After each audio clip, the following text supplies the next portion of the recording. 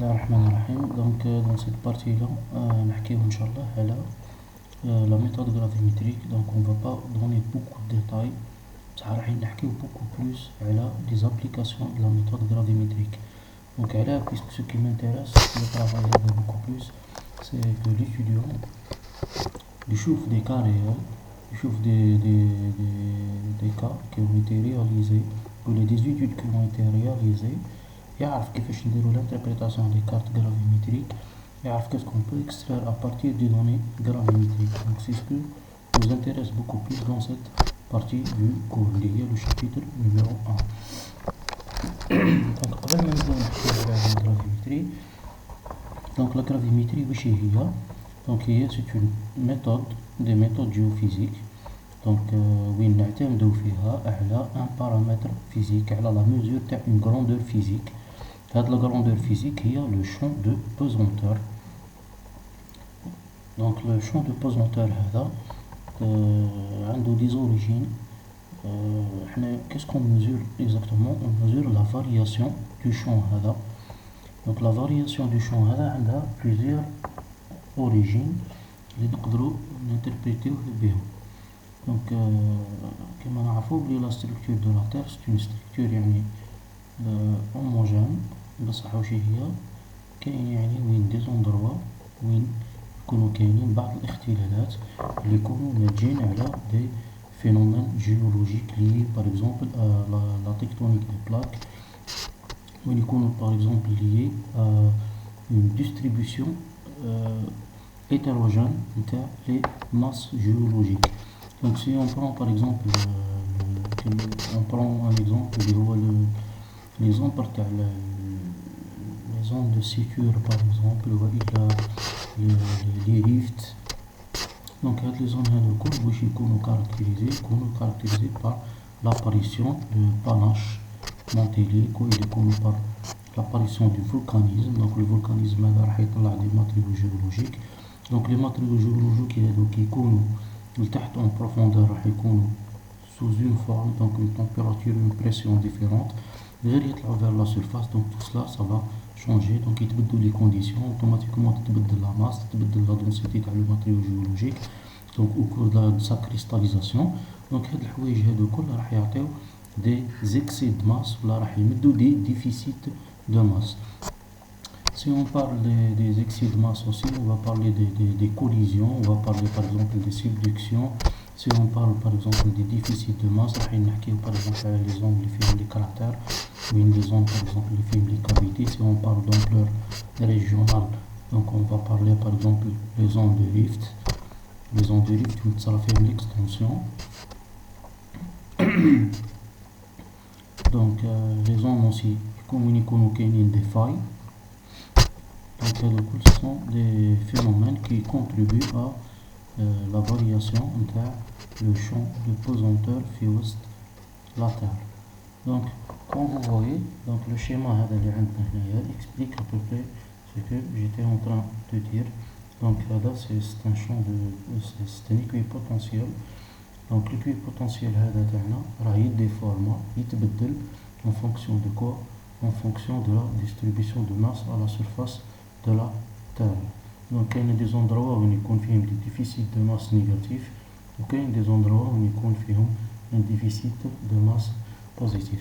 donc هذا من بعد الشيء هذا كل راح نربطوه يعني كي نعودو نديرو في لي زانتربريتاسيون ان شاء الله تاع لي كارت جيوفيزيك. donc on va comprendre l'excès de masse هذا qu'est-ce qu'il va donner، و le déficit de masse هذا qu'est-ce qu'il va donner. يعني كي نعودو نخدمو في une carte interprétation نديرو في l'interprétation تاع une carte gravimétrique. donc كي نشوفو la carte gravimétrique بعد on va avoir une idée à peu près sur ce qui se passe يعني sur la distribution des masses في وسط هاد l'environnement اللي رانا قاعدين نديرولو في l'étude. donc avant de commencer, donc je préfère aussi parler un petit peu du champ gravitationnel. donc le champ gravitationnel هذا واش هو؟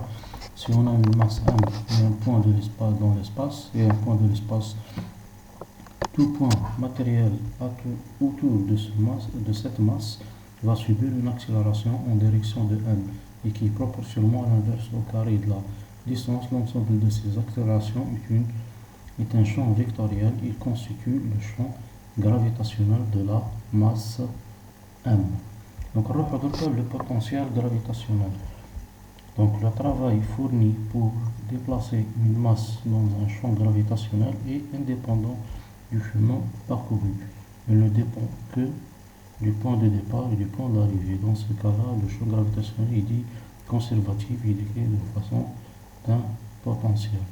Donc, les deux éléments ont une importance capitale في l'étude de le champ gravitationnel اللي رانا كنا نهضروا عليه. soit le champ gravitationnel ou le potentiel gravitaire.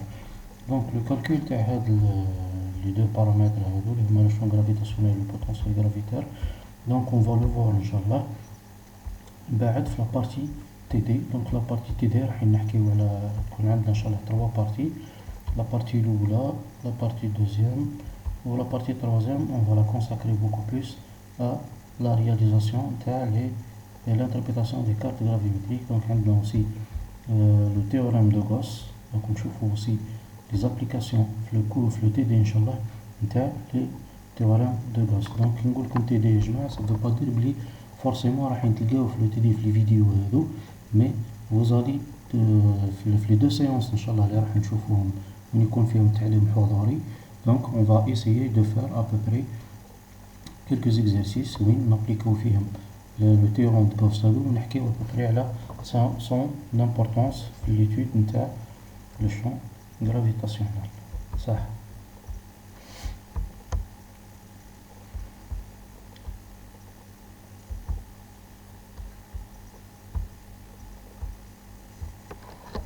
Donc on a aussi deux paramètres qui sont très importants في l'étude نتاع le champ gravitationnel اللي هو la notion نتاع le géoïde. ماشي هو le géoïde هذه. Donc le géoïde est une surface équipotentielle du champ posanteur de la Terre qui se confond avec le niveau moyen des océans au repos et qui se prolonge sous la surface topographique des continents. Donc le géoïde c'est la surface de référence des altitudes 0. Donc c'est une surface théorique où nous fera les altitudes calculées. Donc c'est une surface, c'est le niveau 0 par rapport aux océans. Il définit la forme de la Terre. Donc l'ellipsoïde de référence par exemple, est un ellipsoïde de révolution qui se rapproche au mieux du géoïde. Donc il correspond à une équipotentielle du champ de pesanteur théorique de la Terre. Donc il y a la différence entre le géoïde et l'équipotentielle, l'ellipsoïde de référence. Donc le géoïde, donc c'est une surface imaginaire qui représente la surface de référence des altitudes 0.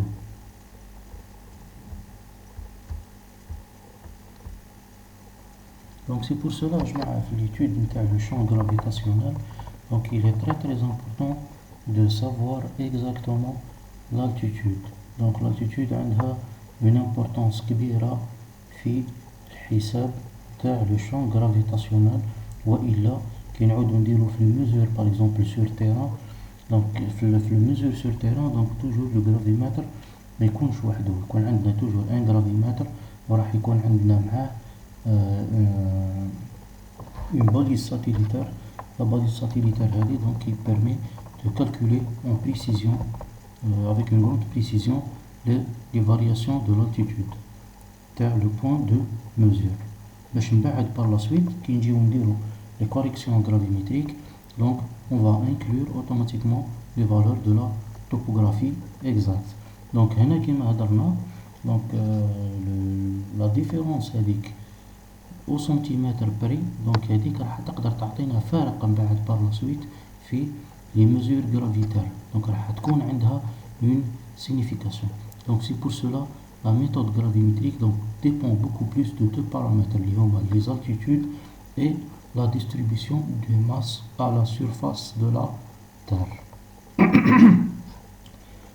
دونك cela نكملو لا فيديو هادي نزيدو نروحو نابورديو quelques éléments واحد اخرين نكملو بهم لا continuité de ce cours là.